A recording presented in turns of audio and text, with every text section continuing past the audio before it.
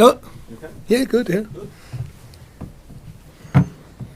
Afternoon, everyone. Welcome to our pre-match press conference to preview our fixture against Nottingham Forest. We'll start off with Vinny at Sky, please. Sean, I know we've spoken about positive aspects of the performances over the last couple of games, but at the same time, obviously the players have suffered 2 defeats. So how do you inject a positive mindset into them? What work have you had to do this week? Well, the reflection on the other night was more a case of, playing a top side. We knew that. For 40 minutes, delivering a good performance for the needs of the game, if you know what I mean. So tactically, you have to be sound. We know that as well. And we were for 40 minutes. And then, unfortunately, they scored. And then the second one, kind of makes it very difficult from there on in. So the positive of that one is the shape, the energy of the side early in the game at a very tough place at the moment, particularly. It generally is, but certainly when they're top of the league and flying. Feeding back as well over the games. You've got to remember when I got here, they'd had 1 point out of 5 games. Now they've had 6 points out of 5 games. There's obviously progress. There's factual progress. The running stats are good. The feel of the performances have been good. The detail has to improve, quite obviously, to keep that to keep the bigger picture improvement of getting points on the board. But a lot of things that have shown themselves, we're slowly but surely eradicating, I think. You've got to remember that out the away games as well, they're tough games. Couple of tough games, home games as well, playing the league leaders as well, of course, first game.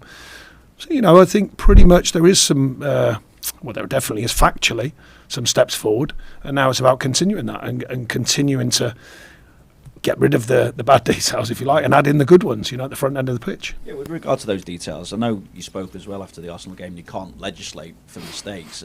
Are those kind of mistakes a byproduct of not enough goals in the side? Just thinking that when you're struggling to score goals, that creates pressure, and therefore those mistakes become more prevalent.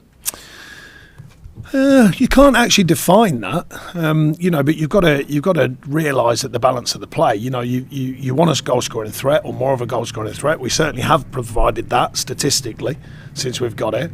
That doesn't win you matches, of course. You've got to make the stats count, but there is improvement in that area. Even at Arsenal, we had, I think it was 3 breakaways, very good opportunities. To be more clinical, which we weren't, but that's a work in progress. And freedom does come somewhat when you're building confidence through scoring, of course, as a team. Though it's not about just the individuals, it's about the whole team, the feel of a team. But then equally, you've got to defend it well. So there is that kind of balance. But I'm not too overly thinking that at the moment. I'm looking at the team, I'm looking at the facts, I'm looking at the stats, and looking what I believe is right about the team going about its business. And we've got to add to the detail. That's quite obvious. So how close does this game come to you using the term must win, given the position the club is in? You use it every game. The mentality should be every game. I didn't play at this level, but I've managed at it. The mentality should be, as a footballer, every time the whistle blows, I'm ready. Every game should be a must win, in my opinion. That's my thoughts. It's my thoughts as a manager, I can assure you. Don't take it and go to Arsenal hoping that something good happened. We went there planning on trying to win the game. And it's something I believed in as a player, and I believe in it as a coach, I believe in it as a manager. I know we ask it a lot, but what can you tell us about Dominic Calvert-Lewin's recovery? Just he's recovering, getting stronger. Any chance of being involved this weekend? We'll see. How costly then do you feel it's been not getting another attacking option in during the January transfer window? Irrelevant, it's gone. Done. At the same time, how's it impacted you being able to do what you would like? Just working with the players that we've got to maximise their potential, keep improving as a side, keep improving as a unit, because that's important anyway in football. You can't rely on just one player anyway. No team. Well, Messi probably carried a few teams in his time, but generally speaking, I would suggest that it's a team unit, and that's the important factor. I don't think people look at it as just a one-man thing, but obviously they see that the side looks more potent when someone like Dominic is playing. And you look at the stats. I know DCL himself has only got 1 goal this season. That was against Crystal Palace at Goodison, but Dwight's got 2 goals, Iwobi's got 1 goal, Mopé 1 goal this season. When they see stats like that, obviously people are going to put a lot of store on the main attacking threat, a focal point of the attack, and that's Dominic Calvert-Lewin. Yeah, absolutely, and that's what the outside noise is. But the fact of the matter is we're working with the players. They're working very hard. I think Neil Maupay is working extremely hard. He's working hard for the team. He's finding chances. They will go in statistically. The stats, I think I said last week, the stats start coming your way. If you've not been scoring, it will come your way as a striker, because you get to a point when you will score. That's the way football is. You will score goals. And all we try and do as a team is increase the chances and increase the expectancy and increase the volume and increase them coming quicker. The idea is that they will come. And statistically, if you're a goal scorer and they're not, you're not scoring goals, Well, every time you don't, there's one coming. So I look at it, because it's just stats and facts. It's just the way football is. It's just the way human beings in football work. So I'm saying to Neil, keep getting in the right areas, because he is getting in the right areres. You know, he's having chances. He's had a couple cleared off the line in recent games, and one will go in. So it's getting in the right areas, continue to get in the right areas. We're just using Neil as an example, by the way. Equally for the wide players, get on the back post. You know, affect the back line, break the back line when you can. Dwight did ever so well against Villa and gets in behind, and you know, on another day maybe could get a finish on. You know, them sort of details. So we're asking the players to put the ball at risk. We're asking the players to ask more questions of the opposition and be braver with the ball as well. You know, it won't get me moaning if they're putting the ball at risk for the right reasons. You know, give the ball away, but they're giving it away for the right reasons, for attacking reasons, to try and open up the opposition. There'll be no question from me. How do you assess Forest? I think it's 9th best home form in the Premier League this season. Yeah, I mean, I've seen them a few times at home, and they've got a good atmosphere there with the crowd, because of their first season back up after so long. So there's that kind of thing. But at the end of the day, it's like I say, they're all big games, they're all important games. These players are well travelled. You know, they've been to a lot of big stadiums, a lot of stadiums with different fans, good, bad and indifferent. So it's just another pitch. I was looking for the word there. They're all the same size. You know what I mean? They're all the same size. So we take it on. Just one thing to check with you, and it's a bit of a strange one. Reports out of Turkey that Alex Iwobi's unhappy and Fenerbahce would like him. Well, I've seen him today, and he seems to be quite happy at the moment. So I can only go on what my eyes are telling me and what my feel is telling me. I'll take that as nothing in that. I think it's unlikely, I would suggest. But and just check on James Garner and Nathan Patterson. Obviously, played. Yeah, Patterson was a little bit behind because he got a knock on his knee, but he played 70 last night, and Jimmy came through it. He came off right near the end, but no, only just commonsensically. So Jimmy's a bit closer than Poe. Involved, or? We'll see. He's just had a warm down sort of day today. Thanks, Vinny. We'll go to Naz at Premier League production.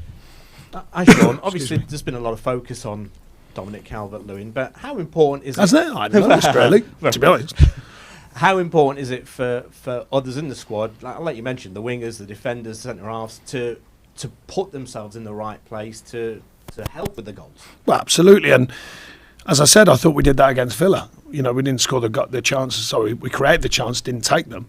But the volume of chances was good. You know, the efforts, the attempts to get in the right area and score goals. Because as I said, you will score goals if you get into the right areas enough. And then the freedom needs to come, of course. You know, that clarity to go and take a chance. But it's encouraged the whole team. I said after the Arsenal game, you can't ask a team, we defend as a team and then you don't score as a team. Of course you have. You've got to do both. You defend as a team from the front, going through the midfield to the back line and the goalkeeper, hopefully to keep him quiet the best you can. We attack in the same manner. Unlikely your goalkeeper's involved in that as regards literally scoring, but they can start the game from a goal kick, from play. They're all involved in the attacking process. So therefore, everyone should be able to have the mindset at least to go and score a goal. You mentioned, I think, in midweek that maybe one or two of the players, or many of the players, need to step up and be the man. Have you seen that this week? Have you seen players in the squad, you know, in your opinion, stepping up and saying, yeah, I'm going to be the man? Well, I think since I've been here, I've seen it, you know, and I think that's been quite relevant, you know, and quite obvious, I would hope, with the performances. Not all the performances, but mostly. I think there's players who are saying, yeah, okay, I'm ready.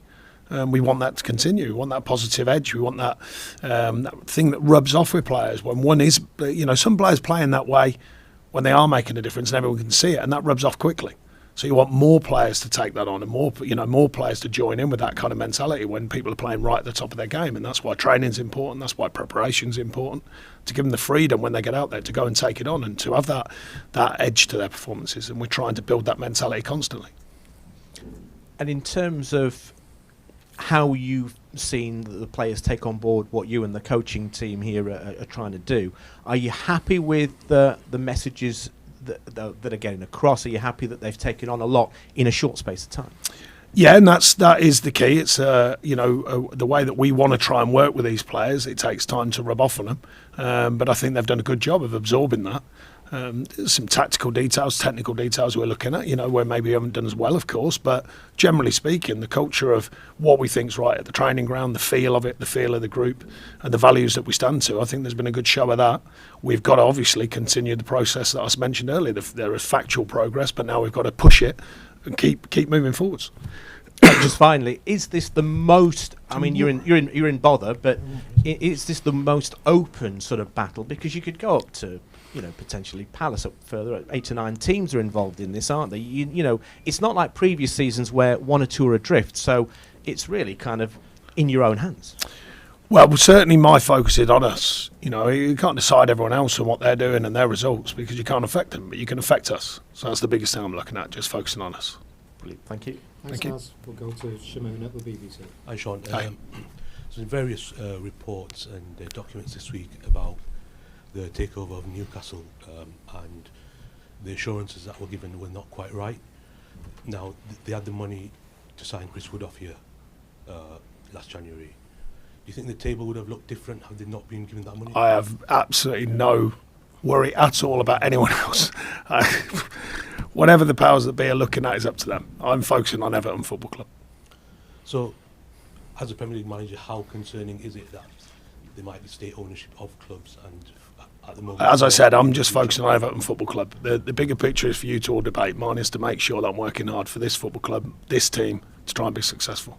So, just going on from that, should there be more stringent checks from the Premier League? As I said, I'll remind you if you'd like again, but my focus is on Everton Football Club. That's what I'm looking at. I can't govern everything, and I haven't got time at the moment to even worry about everything other than what we're doing here and putting all my efforts into channeling my efforts into Everton Football Club. So you've not had a look at anything else? No, they're not as much as I've been looking at the team. No, because I've got to affect the things that are right in front of me. Just on Idrissa Gueye, he conceded a penalty against Villa, and then there was an incident against Arsenal. Do you speak to the players individually about their mistakes, or is it a collective as a group upon everyone? No, normally if we're debriefing the moments in the game, then we just talk about, because normally something led to a reason why that happened. Not so much the mistake the other night, that's a different thing, but the penalty, there's something happened before that, tactically, that the team can get right. So that's why it ends up as a last-ditch effort to block the shot. So, no, we look at what's moved before that, not just the individual. He just seemed to stop. Did he explain? Has he explained what happened? Did he No. No, he's a very experienced player. Sometimes these anomaly things happen, not very often, but when they do, they're highlighted.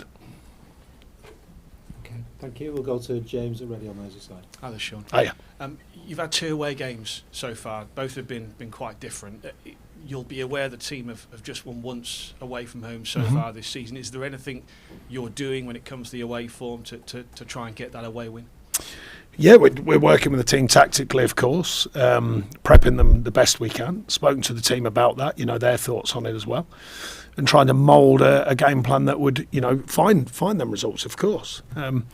As I said, the 2 away games so far, I think it's fair to say Liverpool are up and down. They're still apart from the local rivalry, of course, that aside, they're still a good outfit. We know that. And Arsenal, well, they're certainly showing what an outfit they are. So that doesn't guarantee you anything that you're not playing them teams. You've still got to earn the right. But I would suggest statistically there's other opportunities that offer a better chance than them, certainly than Arsenal, I would suggest, with their home form. Michael Keane got a start the other night, and you all know him well from Burnley. What have you made of his evolution, I guess, now at Everton, and how can you help him perhaps rediscover some of the form when he was at Turf Moor? Yeah, well, the ups and downs of a career, and he's learning as he goes. He's getting more and more experience from that. And becoming more rounded as a pro, and that's part of your journey as a professional footballer. But no, he's a very good player. We've got other good players here, so there's no guarantees to who plays. But the margins are tight at the minute because we've got to work out the best group. We've got to work out the group that we think can win games. It's showing good signs as we were going about it, but then you've got to find that balance between, as we discussed earlier, between scoring a goal and not conceding. These are all the small but important details that go into forming a team. And I know you started your playing career at Nottingham Forest. Any well, memories from there? They do stretch this a little bit. So normally you're probably going to ask me about Brian Clough, although I make it clear I didn't play in the first team. I was a young pro there, to be fair. I did turn pro there.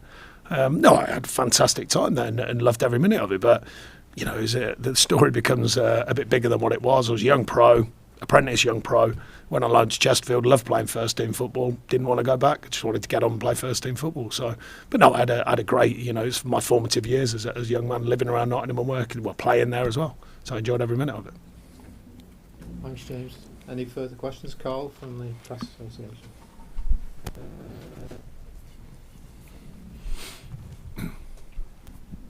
Hi, Sean. Oh, yeah. You said I'm back on the goal scoring front. The goals will come. You work on creating chances, and you're confident the goals will come. Does it get to a point where something has to change there, where you not you lose faith in the process, but you think, well, we've got to try something different because what we're trying isn't working? There's only so many things you can try in football, and usually, if you look at the stats and facts, even in the modern game, a lot of goals are still scored from set piece. A lot of goals are still scored from crossing positions. A lot of goals are scored from simply a lot of entries into the box. A lot of goals are scored from simply hitting the target a lot. So you've got to look at the basic principles first, and then you really look at the details. You know, and some teams offer different scenarios, of course, of how to score goals, and we look at that as well. But the basic principles have to be adhered to. You know, it's very difficult if you're not getting in the right areas and you're not getting enough bodies and you're not getting enough entries into the right areas. It becomes more and more difficult. You're just shortening the odds of scoring. So we work on that, but also the analysis works on things like where do the team score goals from? Historically, where do they score from? What kind of goals do the team score? Who scores what kind of goals? So you look at that as well, and then you look at piecing it together. So it's not. You know, the thing is about scoring goals. We all know that's why the striking department is often the hardest one to affect. You know, some clubs around the world probably, arguably, could pick any player in the world, and yet they're still searching for centre forwards who can score loads of goals. So, you know, that's why they often were the most expensive piece in the jigsaw of football. Strikers, in my experience. So we're not at the stage where we're looking at a left field option. I'm not going to play. Won't he probably have a go? Like? Dick Turpin standard liver, won't he? Yeah.